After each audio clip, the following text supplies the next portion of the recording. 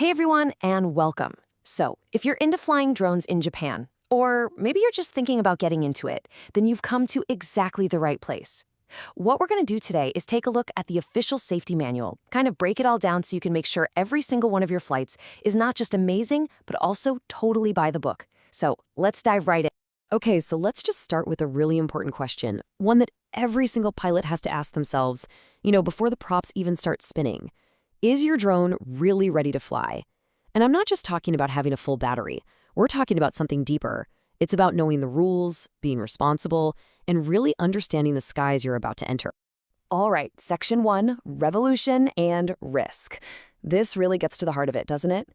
Drones are this incredible, revolutionary technology, but with that power comes some very real risks. And it's up to us, the pilots, to manage them. So check this out. On one side, you have people calling drones the industrial revolution of the sky. And it's true. They're changing the game in everything from delivering packages to helping out in disasters. But, and this is a huge but, the official manual makes it crystal clear. One tiny mistake, just one little lapse in judgment, and you could be the reason an entire international airport gets shut down, or worse, cause a serious accident. That's the tightrope we're walking here.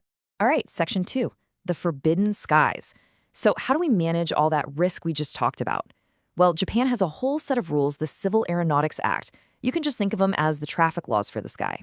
The first big piece is all about where you fly. So let's take a look at the places you just can't fly without getting special permission first. Okay, so there are basically 3 big no-fly zones you've got to know. First up, anywhere near airports or heliports. That's a no-brainer, right? We have to stay clear of planes and helicopters. They always have priority. Then, you can't go 150 meters or higher above the ground or water. That's to create a safe buffer, keeping our drones well away from where those bigger aircraft are flying. And finally, you've got to stay away from what are called densely inhabited districts, or DIDs.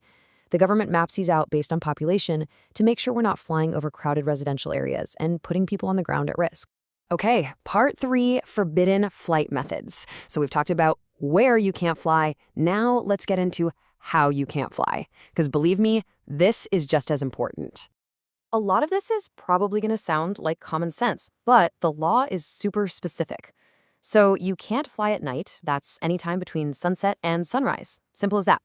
You have to be able to see your drone with your own eyes the whole time, what they call visual line of sight, and no, using your FPV screen or a pair of binoculars doesn't count. You also need to keep a 30-meter bubble of safety around your drone, away from people, buildings, or cars that aren't part of your crew. Flying over festivals, concerts, any big gathering? Absolutely not. And yeah, it probably goes without saying, but you can't transport anything dangerous or drop anything from your drone. So all of those things we just talked about, the forbidden places and the forbidden ways of flying, they all get bundled up under one really important legal term, specified flight, or tokute hiko. And here's the key takeaway. If you want to do any of those things, your flight is now considered a specified flight. That doesn't mean it's totally impossible, but it does mean you can't just go out and do it. You absolutely have to get official permission or have the right certification before you even think about taking off. Section 4, Know Your Machine. Okay, so we've got the rules of the sky down, but that's only half the battle. A truly great pilot knows their drone inside and out. It's not just a toy or a tool, it's a really complex piece of tech, and understanding how it works is absolutely crucial for flying safely. So let's start with the absolute core of your drone, the flight controller. You can think of this as the brain of the whole operation. It's constantly getting a flood of information from all these tiny sensors, gyros, accelerometers, you name it, and it's processing all of that data instantly. Its job is to take what you're doing on the control sticks and turn it into smooth, stable flight. It's what keeps your drone from just flipping over and falling out of the sky. Next up, we've got GNSS. Now, you probably just call it GPS. This is basically your drone's personal navigation system. It's constantly talking to satellites way up in space to figure out exactly where it is on the planet. And this is so much more than just a dot on a map. This is the magic that lets your drone hover perfectly still in the wind. And most importantly, it powers that life-saving return-to-home feature that brings it back to you if something goes wrong. And now, let's talk about maybe the single most important component for safety, the battery. You can think of it as the heart and the fuel of your drone. It gives it life, but it's also your biggest point of failure. The manual is super clear about this. As the battery drains, the voltage drops. To stay in the air, the motors have to pull more and more power, which puts a huge strain on the whole system. This is one of the top reasons drones fail. So remember, managing your battery isn't just about how long you can fly. It's about managing your risk, period. And that brings us to our final section, the responsible pilot's mindset. Look, we've talked about the rules of the sky, you've talked about the tech in your drone, but the last piece of the puzzle, well, that's you. It all comes down to the pilot and having the right mindset before you even think about launching. Every single safe flight starts with what I like to call the pre-flight ritual. This stuff is non-negotiable. First, check the weather. A sudden gust of wind can ruin your whole day. Then, give your drone a really good look over. Check the props, the frame, everything. Make sure your flight area is actually safe and you're not about to fly into a restricted zone by accident.